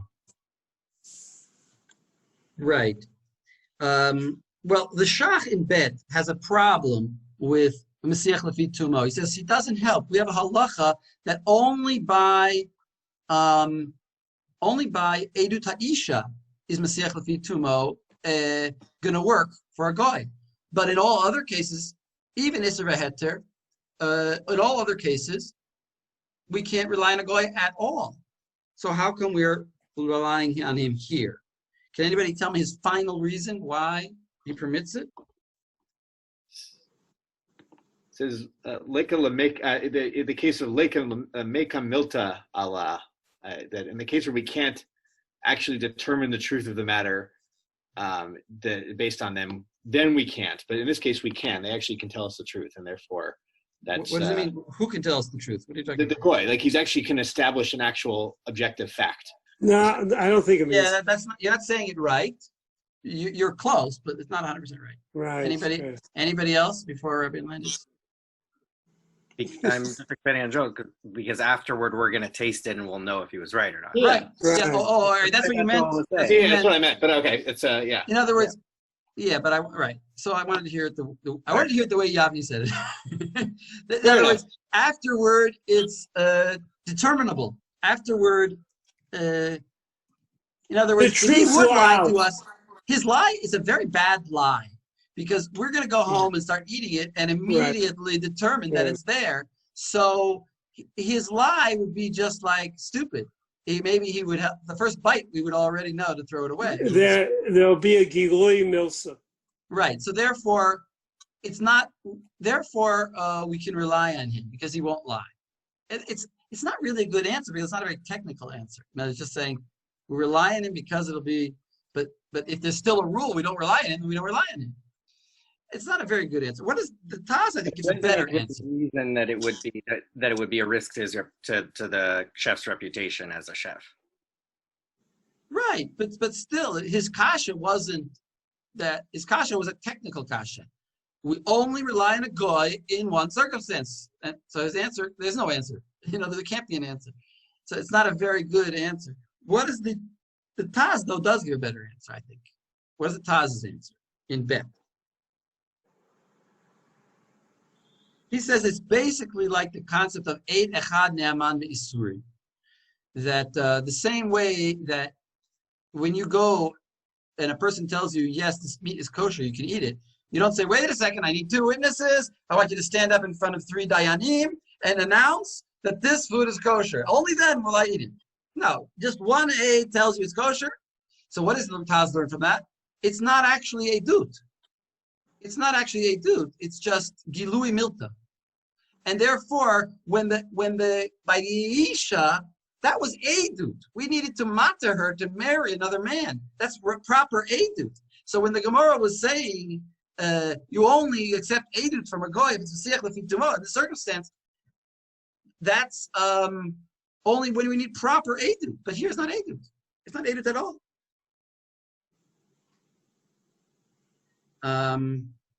But he gives a different answer. Right. But that he rejects that answer, actually.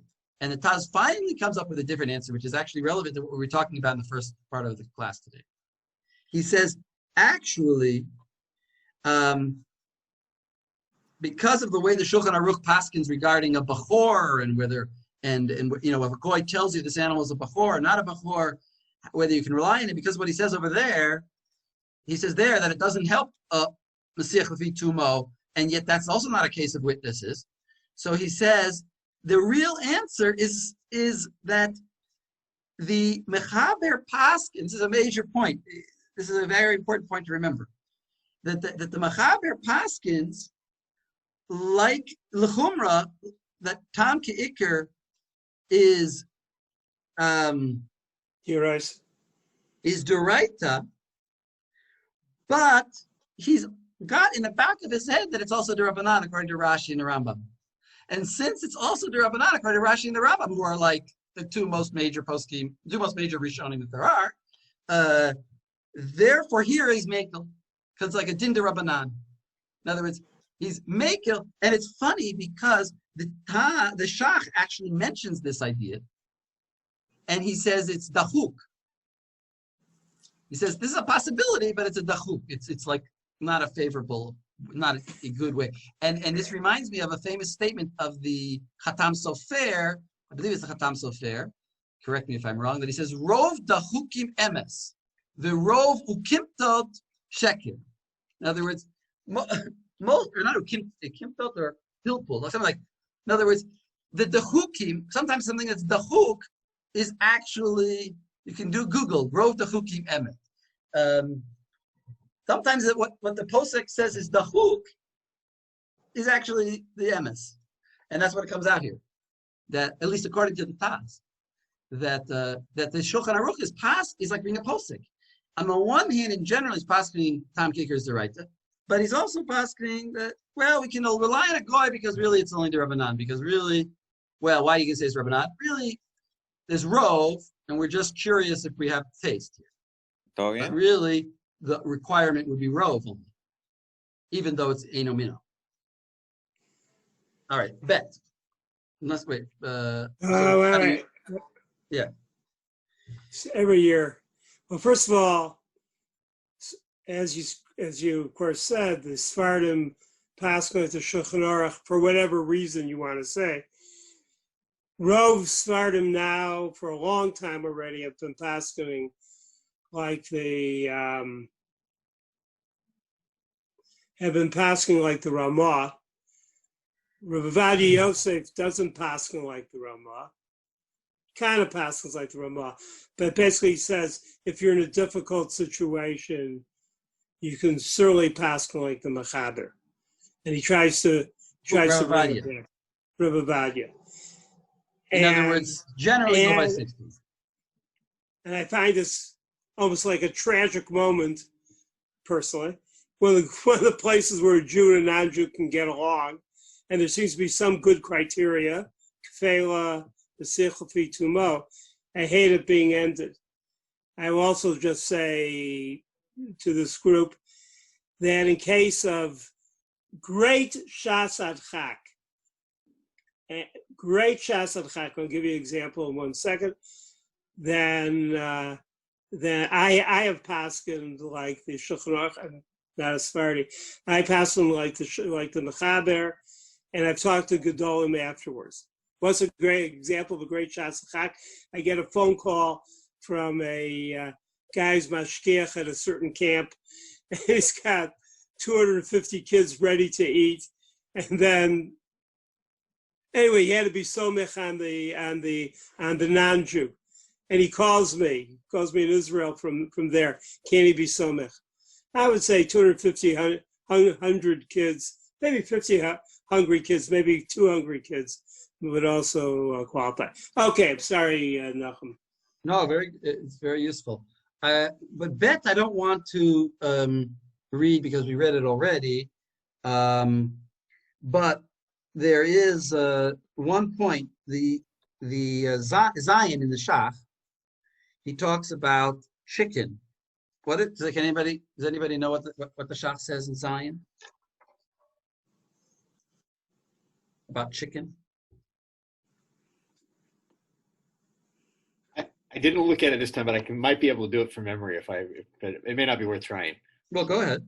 The problem is, right, chicken is we paskin not again like Rebbe Yossi, we paskin chicken and milk is the Rabbanan only asur and not deoraita. And so his whole question is, well, does that count for the nishpach case or any of these cases where we go lakula? In other words, what's the case? The case is you have chicken soup cooking and milk falls into it, and then it's nishpach. Now, if it would be beef soup and milk, it would be basar b'chalav, and nishpach wouldn't help you. If I don't know I have 60, it's aser. If I have a suffix deraita. But if it's milk and chicken, maybe we can say, well, milk and chicken is only aser d'Rabbanan. And therefore, nishpach, I could rely on rov. Yeah, but he essentially says no, because if you remember, he says he essentially makes a low plug argument, or he says ein chiluk or something like that, right? It's we don't differentiate between different types of meat once we have that meat and milk is asur. But, what really? I understood him the opposite. I understood that he is. Right? I haven't looked at it inside, so look at the end. Look at the end. I understood. Yeah, let's look at the end. You look at the end. He says the last line, Devar o. No, before the last line. I go to the end. Rotzel Omar, the Ein Chiluk, Va'azlina L'Taime, the Shekatav, no, the Basar Of B'Chalav Have D'Oraita. No. That's not, you can't read that because that is, he's explaining another opinion. I forget who he's quoting there. He's explaining another opinion who hold, I think the Isser Beheter, who holds that Isser Beheter holds that oaf is D'Oraita. Chicken and milk is D'Oraita. And he says that's the only reason that he was being machmir, the Isser Beheter. So you can't learn from the Isser Beheter because we don't hold that milk and that milk. So he discounts that opinion. And then you have to read the end. Ad kan l'shono. That was all l'shono. V'kein katav. I just skipped a little bit. Ad kan l'shono. You see that? Ad ayin kaf lam. And then it says v'kein katav v'kam duchte avalamai dekaimelan. But we who hold the Rosh SIman Pei Zayin, the beginning of chapter of SIman Pei Zayin, the Basar of B'Chalav D'Rabanan, Pshita D'Toleka Nahakel B'Zebarur. Chicken and milk, the Rabbanan, Nishpach, Safek the Rabbanan, Lahakel. As long as you got Rov, same din. What does the Taz say? And this is what Joel is remembering. The Taz says, well, he wouldn't be writing if he agreed. So he says the opposite. He says that Of is considered like the Raita.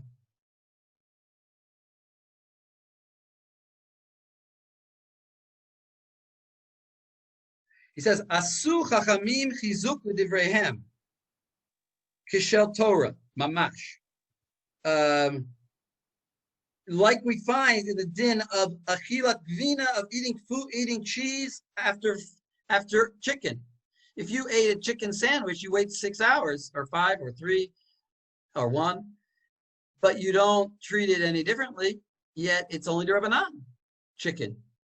And we also find that eating on the same table, you separate your chicken from your milk, even though that's like a hashash of a derabanan.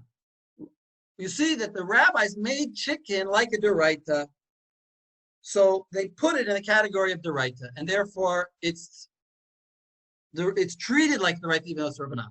So therefore, this is more of a policy. Yeah, we treat it as opposed to ikar halacha. It's a policy issue. Right, ikar halacha. Yeah, it's derabanan. Think of an OU guide for mashkichim. In other words, what the rabbi said, it's not a gezerah to a gezerah, because the rabbi's gezerah was, chicken shall hereforth be treated like meat in all ways. And therefore, it becomes a din. Doesn't matter. It becomes the same din as the right. All right, Gimel. And Gimel, just to clarify, so you're saying that since it's based on a deraita, so we treat it as if it is one? No, I wouldn't say it exactly. Like a little bit.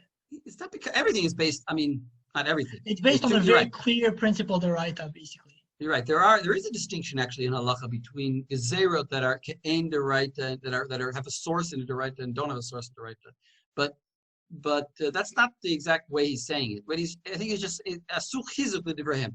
They wanted people to take seriously chicken. They didn't want they wanted the circumstance to be that you ask the average Jew, is it aser deraita to cook chicken and milk together? And he would say, sure, of course it is. Chicken is meat, and then it's aser to cook that with milk. They wanted to create a confusion. They wanted to create a perception that chicken is beef. That was their goal, and therefore we're not going to start making distinctions. In fact, I did some research, and I found in the Rambam at least, the only distinction between chicken and meat in any halacha, at least in the Rambam, I just checked in the Rambam, is it says in the Gemara that is washing your hands, I believe. You don't have to wash normally if you eat milk and then you want to eat meat, you have to wash your hands and rinse your mouth. By chicken, you don't. That's the only kula that I was able to find. That by chicken, you don't have to wash your hands or rinse your mouth, as you can eat milk and then immediately eat chicken. I'm not talking about hard cheeses or whatever. Basically, we treat it always the same. All right, so bet is, we got only a minute to do bet here. So it says, he says, this is only a din of nishpach, is only where it's nishpach, and not where, it says, b'mei devarim amurim, I mean Gimel, sorry, Gimel, b'mei devarim amurim kishenishpach, aval isur shenitarev beheter, v'hu lefaneinu, this is what somebody mentioned earlier in this year, and it's in front of us, v'yefshar la'amod al Yoreh, and we just can't measure it. We don't know how much it was, which is a very common case. I think that's the case that Rabbi Landis was talking about in the camp. In other words, we don't know if it's 60. So it's also safek the to l'chumrah. It didn't, not nishpach. We just have no idea. So why don't we say safek? Well, if it's min b'mino, why don't we say safek the Rabbanan l'kula? If it's min b'mino, right? He says no. But made of our more in kitchen nishpach about isser shnitarev beheter min b'mino. I'm saying. And I just don't know if it's 60. Even if it's asur d'Rabbanan only, it would be asur, because that's not a legitimate suffix. That's what I'm adding. That's not called a suffix. The fact that I can't measure it, that's not called a suffix. That's called, we could call it chesron yediyah. It's a lack of knowledge. But it's not a suffix. It's not a suffix that I don't know. Fine, you don't know, but maybe, it is knowable. When it's nishpach, it's not knowable. What? What's the technical term for chisaron yediyah for the shach? Das shotim. He also calls it that. He calls it talui b'chesron yediyah. He does use the word chesron yediyah. Yeah, I don't know the next two. But he also calls it das shotim. You're right. It's called. Now I want to just say, for practical rabbinics, if someone calls you up for a shaila, don't use the term das shotim.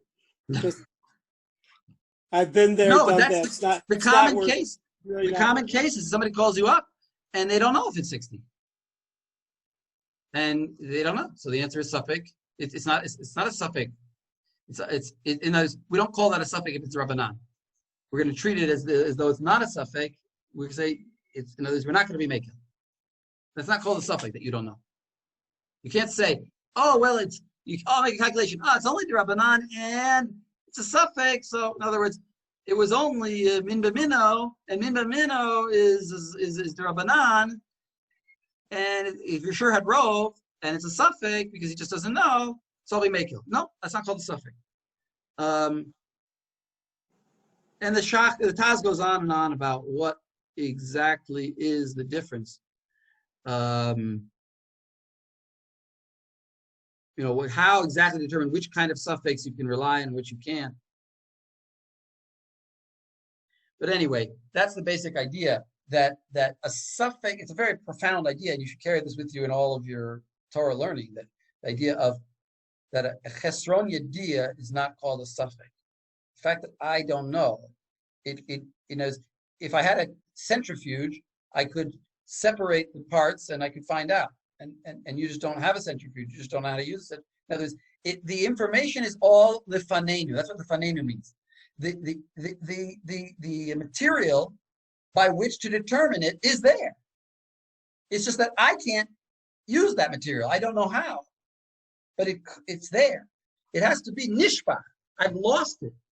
It's missing. It cannot be determined. All right. Any last questions here?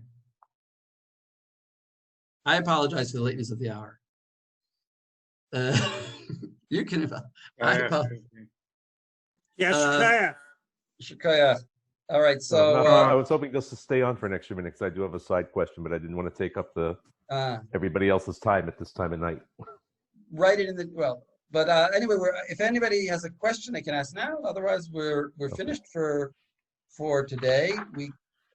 I think we did a pretty good job on this. I think you guys got some really good concepts. Like, I think the main thing, that first part that we talked about is crucial. That Tam Ki'ikr means Tishim. Tam Ki'ikr means Timat Goy. And therefore, Timat Goy would be the Rabbanan. That whole requirement of having no Tam there would be the Rabbanan if we held like Rashi and Rambam. But we don't. And therefore, it's the right. In min eino mina. Okay, guys. Laila Tov, I'll send you my Marechet HaShulchan. Yavni, you want to say something? I'll send you my Marechet HaShulchan. You can tell me if you think it's better or worse. Okay, Laila Tov. Thank you. Thank you so much. Sure. Laila Tov. So, Thank you. wait, Rav Nachum, could I just stay around to ask a quick question?